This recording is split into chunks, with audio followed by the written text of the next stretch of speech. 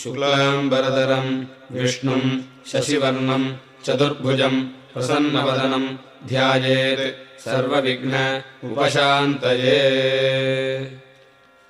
प्राणानायम्या ममोपात्त समस्त दुरितक्षयद्वारा श्री परमेश्वर प्रीत्यर्थं करिष्यमाणस्य कर्मणः अविघ्नेन परिसमाप्त्यर्थम् आदौ महागणपति पूजां करिष्ये। उपस्पृश्य ब्रह्मलोकात् आशेषात् आलोकालोकपर्वतात् ये वसन्ति द्विजादेवाः तेभ्यो नित्यं नमो नमः।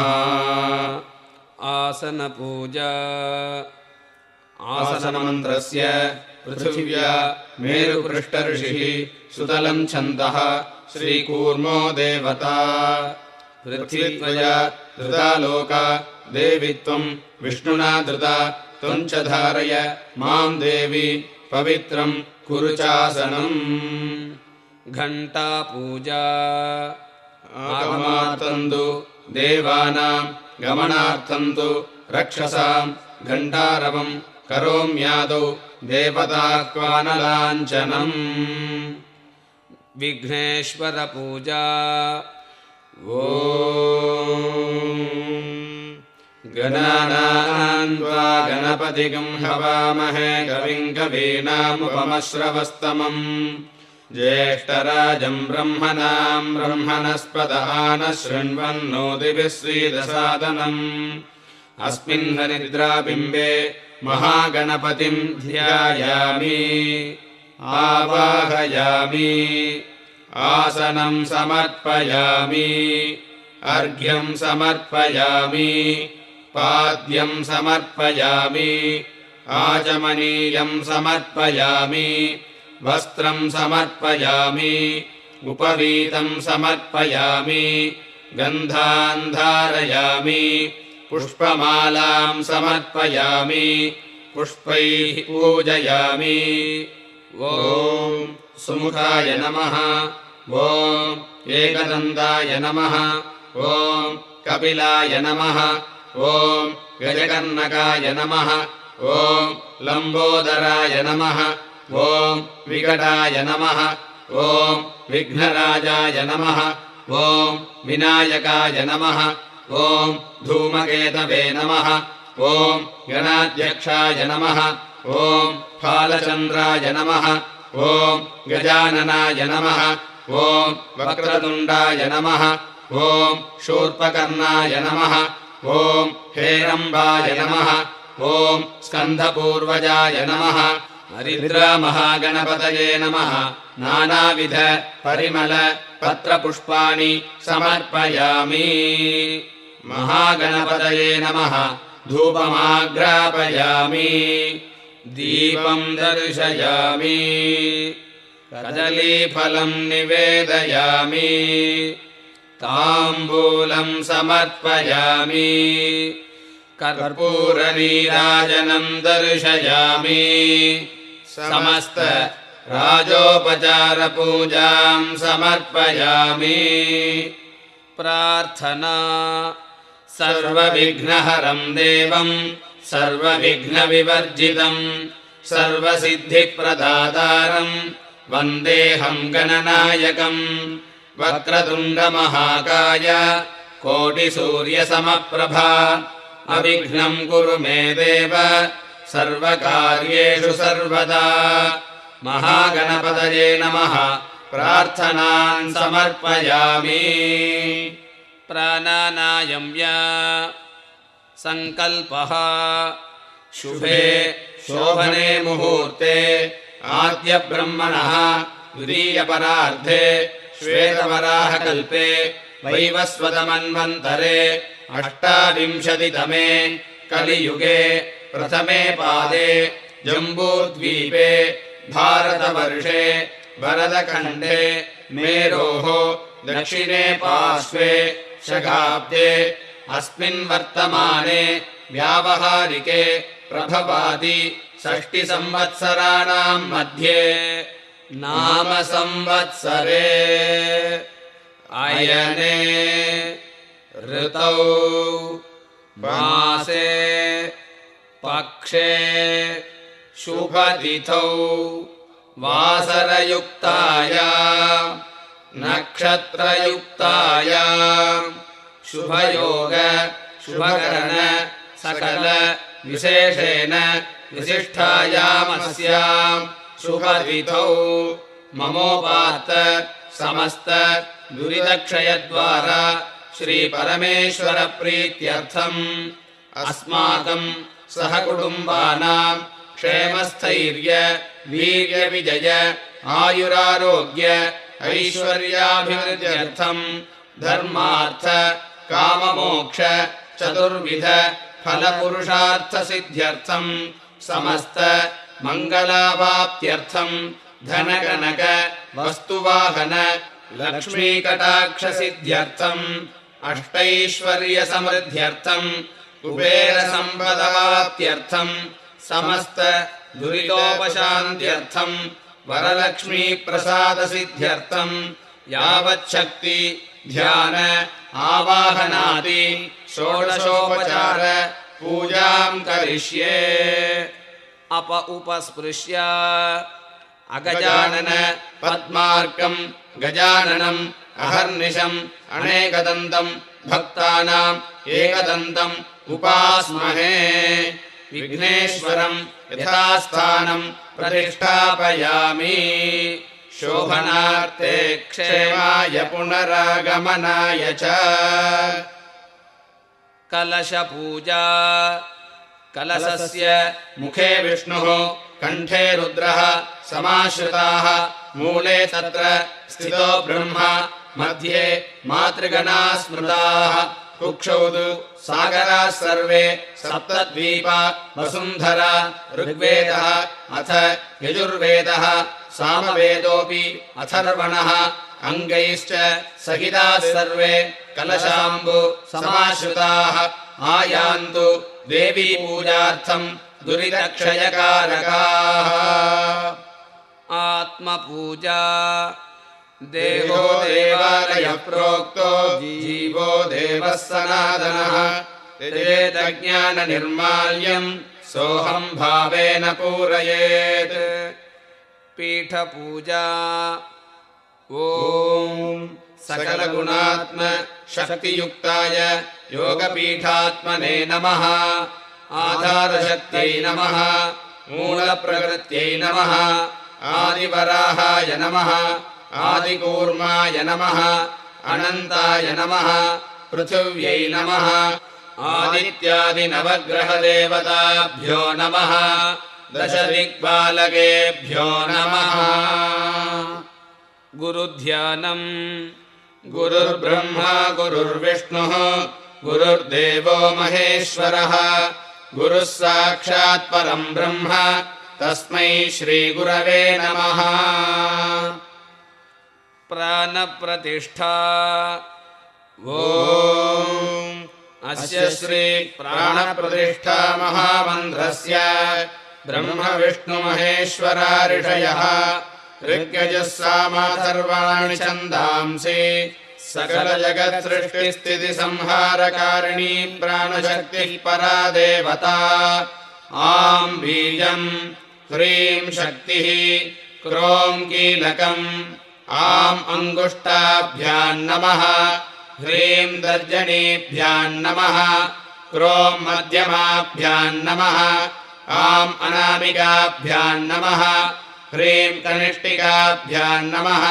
क्रों करतलकरपृष्ठाभ्यां नमः। आं हृदयाय नमः। ह्रीं शिरसे स्वाहा। क्रों शिखायै वषडे। आं कवचाय हुं। ह्रीं नेत्रत्रयाय वौषडे। क्रों अस्त्राय फडे। भूर्भुवस्सुवरोमिति दिग्बन्धः।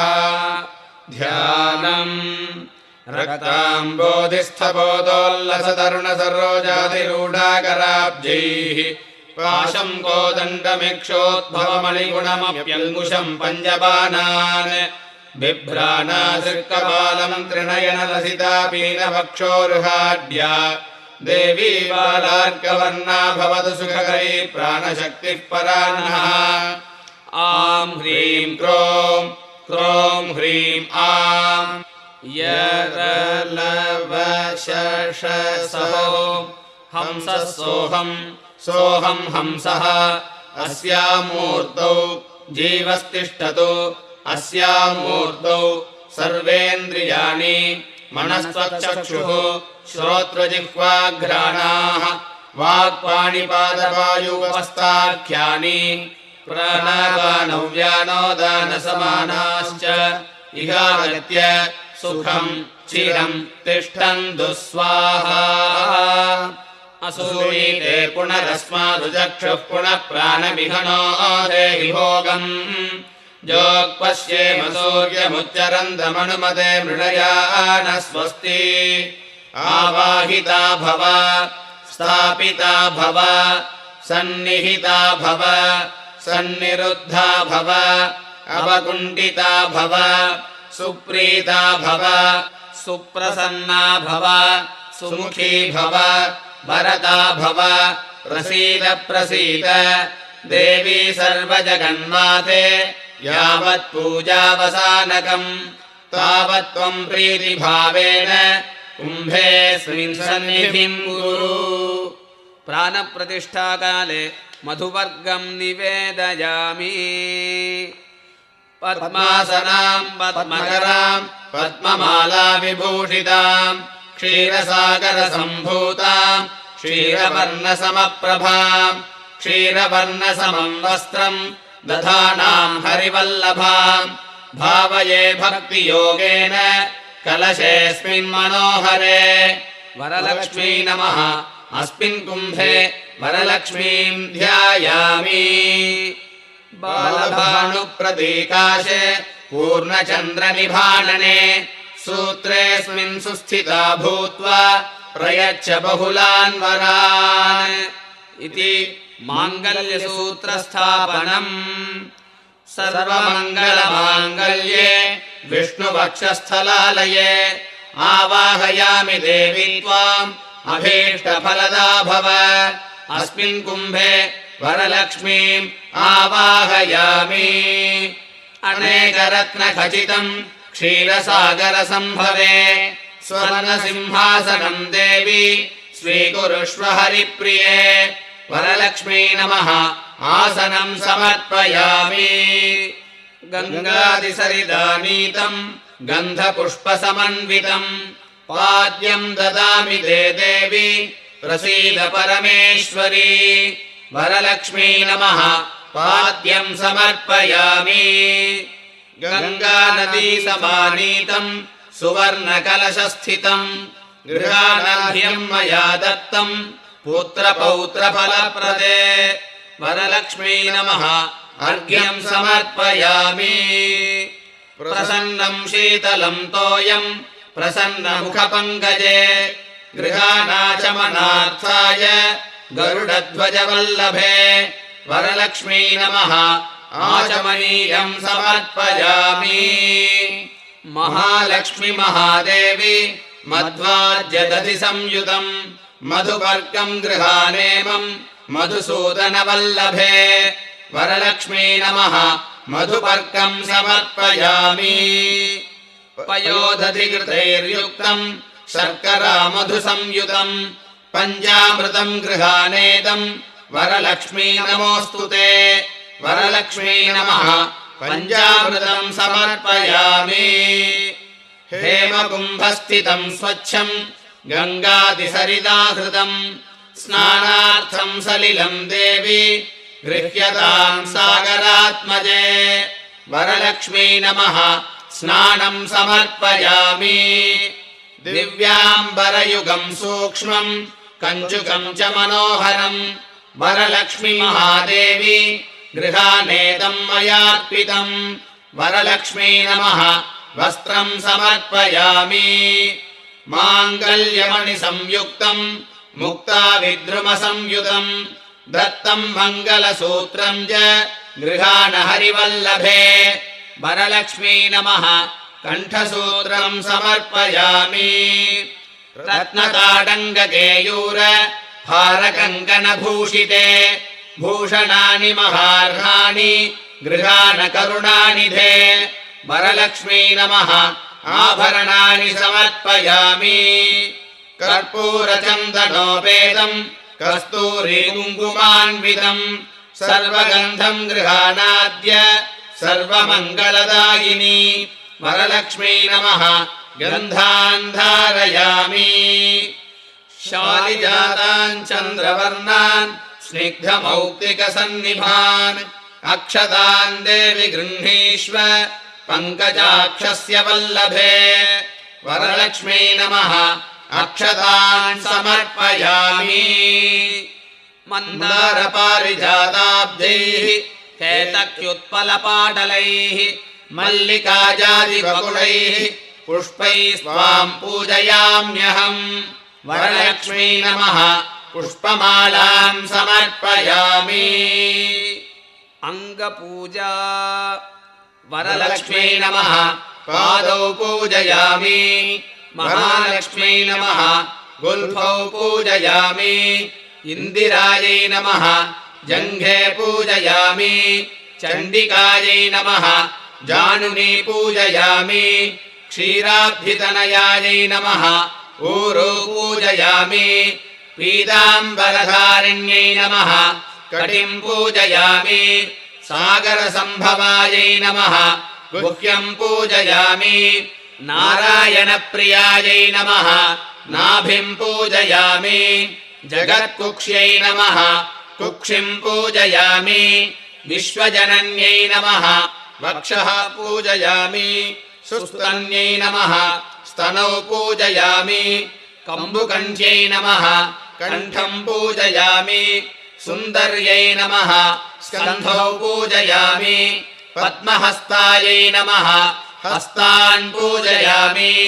बहुप्रदायै नमः बाहून् पूजयामि चन्द्रवदनायै नमः वक्त्रम् पूजयामि चञ्चलायै नमः चुबुकम् पूजयामि बिम्बोष्ठ्यै नमः ओष्ठम् पूजयामि अनघायै नमः अधरम् पूजयामि सुकपोलायै नमः कपोलौ पूजयामि फलप्रदायै नमः फालम् पूजयामि नीलालकायै नमः अलकान् पूजयामि शिवायै नमः शिरः पूजयामि सर्वमङ्गलायै नमः सर्वाण्यङ्गानि पूजयामि अष्टोत्तरशतनामावलिः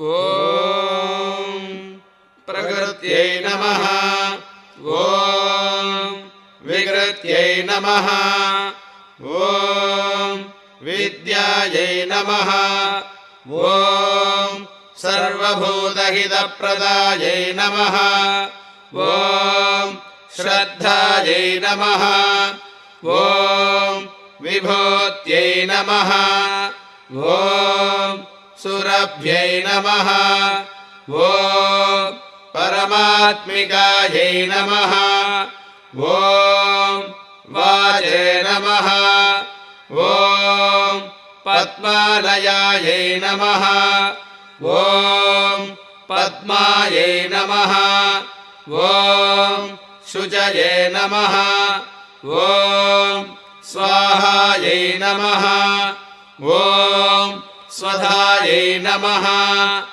ॐ सुधायै नमः ॐ धन्यायै नमः ॐ हिरण्मय्यै नमः ॐ लक्ष्म्यै नमः ॐ नित्यपुष्टायै नमः ॐ विभावर्यै नमः ॐ आदित्यै नमः ॐ दित्यै नमः ॐ दीप्तायै नमः ॐ वसुधायै नमः ॐ वसुधारिण्यै नमः ॐ कमलायै नमः ॐ कान्तायै नमः ॐ कामाक्ष्यै नमः ॐ क्षीरोधसम्भवायै नमः ॐ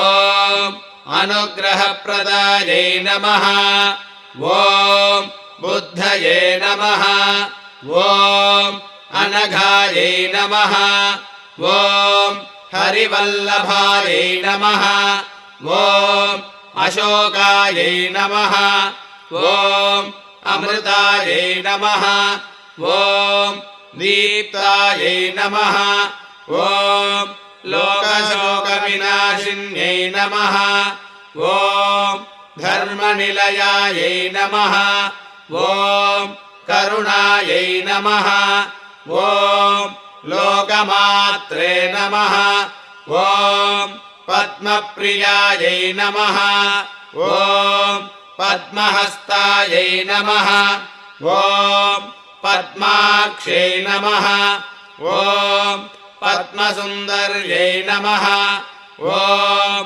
पद्मोद्भवायै नमः ॐ पद्ममुख्यै नमः ॐ पद्मनाभप्रियायै नमः ॐ रमायै नमः ॐ पद्ममालाधरायै नमः ॐ देव्यै नमः ॐ पद्मिन्यै नमः ॐ पद्मगन्धिन्यै नमः ॐ पुण्यगन्धायै नमः ॐ सुप्रसन्नायै नमः ॐ प्रसादाभिमुख्यै नमः ॐ प्रभायै नमः ॐ चन्द्रवदनायै नमः ॐ चन्द्रायै नमः ॐ चन्द्रसहोदर्यै नमः ॐ चतुर्भुजायै नमः ॐ चन्द्ररूपायै नमः ॐ इन्दिरायै नमः ॐ इन्दुशीतलायै नमः ॐ आह्लादजनन्यै नमः ॐ पुष्ट्यै नमः ॐ शिवायै नमः ॐ शिवकर्यै नमः ॐ सत्यै नमः ॐ विमलायै नमः ॐ विश्वजनन्यै नमः ॐ तुष्ट्यै नमः ॐ दारिद्र्यनाशिन्यै नमः ॐ प्रीतिपुष्करण्यै नमः ॐ शान्तायै नमः ॐ शुक्लमाल्याम्बरायै नमः ॐ श्रियै नमः ॐ भास्कर्यै नमः ॐ बिल्वनिलयायै नमः ॐ वरारोहायै नमः ॐ यशस्विन्यै नमः ॐ वसुन्धरायै नमः ॐ उदाराङ्गायै नमः ॐ हरिण्यै नमः ॐ हेममालिन्यै नमः ॐ धनधान्यकर्यै नमः ॐ सिद्धये नमः ॐ स्त्रैणसौम्यायै नमः ॐ शुभप्रदायै नमः ॐ नृपवेश्मगदानन्दायै नमः ॐ वरलक्ष्म्यै नमः ॐ वसुप्रदायै नमः ॐ शुभायै नमः ॐ हिरण्यप्राकारायै नमः ॐ समुद्रतनयायै नमः ॐ जयायै नमः ॐ मङ्गलादेव्यै नमः ॐ विष्णुवक्षस्थलस्थितायै नमः ॐ विष्णुपत्न्यै नमः ॐ प्रसन्नाक्ष्यै नमः ॐ नारायणसमाश्रितायै नमः ॐ दारिद्र्यध्वंसिन्यै नमः ॐ देव्यै नमः ॐ सर्वोभद्रववारिण्यै नमः ॐ नवदुर्गायै नमः ॐ महाकाल्यै नमः ॐ ब्रह्मविष्णुशिवात्मिकायै नमः ॐ त्रिकालज्ञानसम्पन्नायै नमः ॐ भुवनेश्वर्यै नमः ॐ वरलक्ष्म्यै नमः नानाविध परिमल पत्रपुष्पाणि समर्पयामि दशाङ्गं कुक्कुलोपेतं सुगन्धं सुमनोहरम् आग्रह्य सर्वदेवानां धूपोऽयं प्रतिगृह्यताम् वरलक्ष्म्यै नमः धूपमाग्रापयामि